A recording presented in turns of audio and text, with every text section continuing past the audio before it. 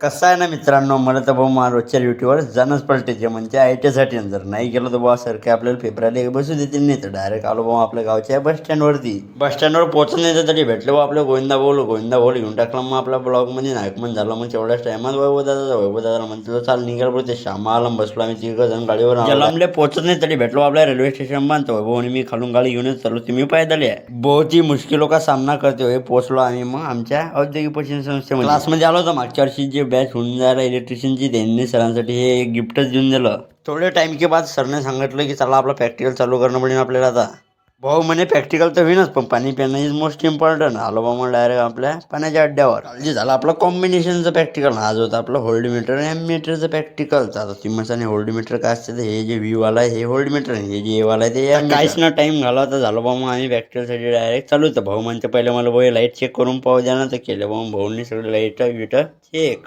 जानकी उपर काम झालं ना दादा जेवण तर पडेनच भाऊ.